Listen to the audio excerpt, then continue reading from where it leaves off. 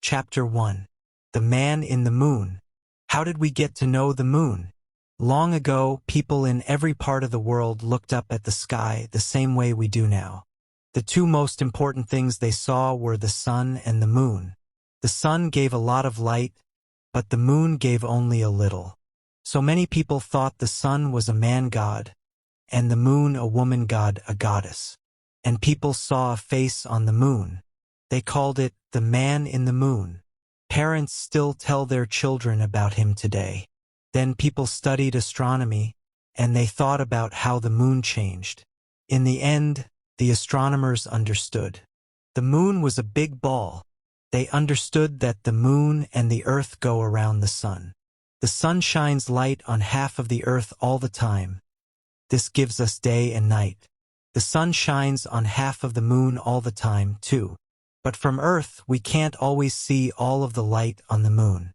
When the half of the moon with light is away from us, the sky is dark. This is called a new moon. When we can see all of the light on the moon, it's a full moon. Between the new moon and the full moon, there are half moons and crescent moons.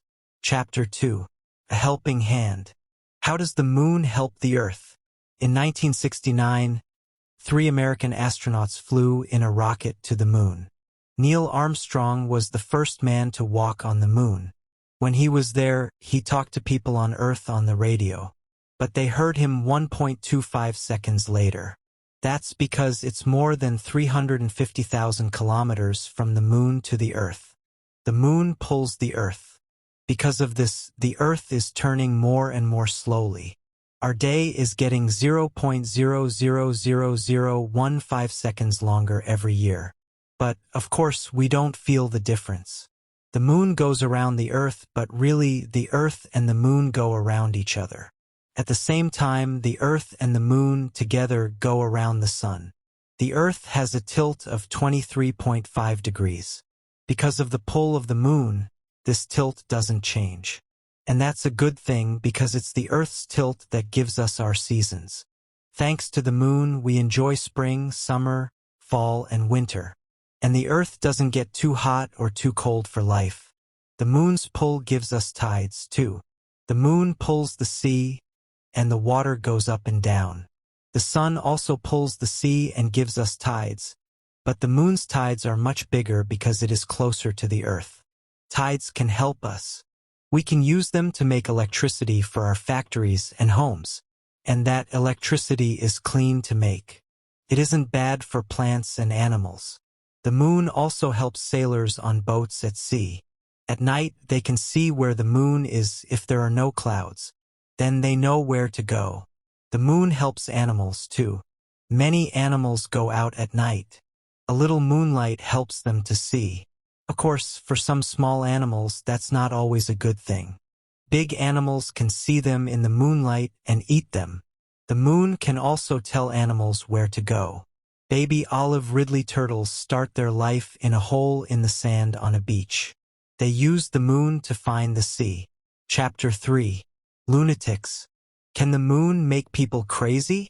The word lunar is the adjective we use for the moon. Comes from Latin, the language of the ancient Romans. They called the moon Luna. And lunatic is an Old English word for a crazy person. A long time ago, people thought the moon changed people. Lunatics went crazy when the moon was full. The ancient Greek thinker and teacher Aristotle said this was because there was too much light from the full moon. Some people couldn't sleep. That made them crazy. Was he right? We now have streetlights to see at night. People don't go crazy because of streetlights. But we know that people in countries with no night in the summer or no sunlight in the winter can have problems. We need both day and night. Today, it's often bad to use the word lunatic. England stopped using the word in its laws in 1930. But people still use it when they talk. For example, if someone is a crazy driver, we say, he drives like a lunatic. Chapter 4. Moon Stories. Why is the moon so interesting? There are old stories about the moon in every country. The Maoris were the first people in New Zealand. They lived there before Europeans came. One old Maori story is about Rona. Rona was the daughter of the sea god, Tangaroa. She made the sea go up and down at high and low tide. One night, Rona had water in a bucket to take to her children at home. She could see where to go in the moonlight, but then a cloud in the sky covered the moon. Rona couldn't see. She said some bad things about the moon, but the moon heard her and was very angry. It pulled Rona up into the sky.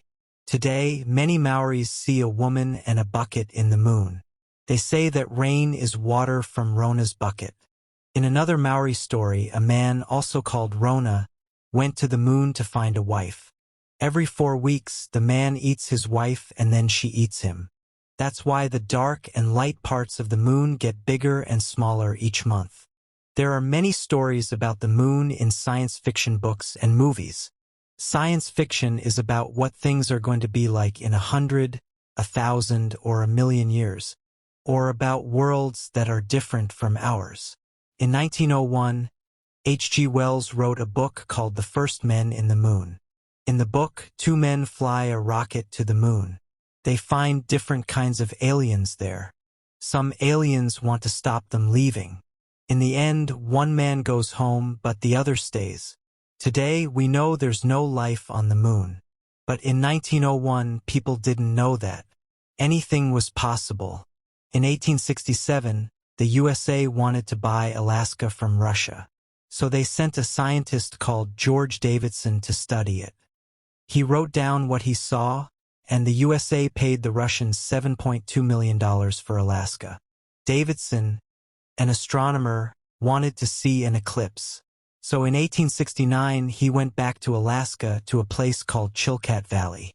Davidson told the people there, "The sun's going to go dark tomorrow." The Chilkats laughed.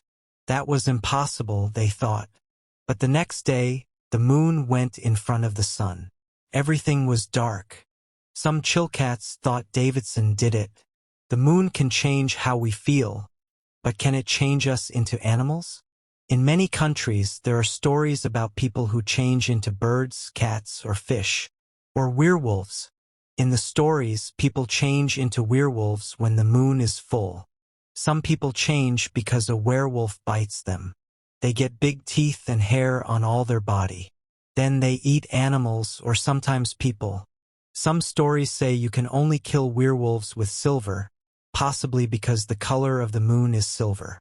The stories aren't true, but they make great movies. In an ancient Greek story, a man called Lycaon doesn't think Zeus is really a god. To find out, Lycaon kills Zeus's son and cooks him for Zeus. But Zeus knows the food isn't animal meat. He's angry and changes Lycaon into a wolf. This is one of the oldest werewolf stories. One of the newest is in the Harry Potter books. Harry's teacher, Remus Lupin, is a werewolf. Werewolves in stories are usually bad. But Lupin is a good man, so he isn't happy about being a werewolf. The end. Hope you have enjoyed the reading.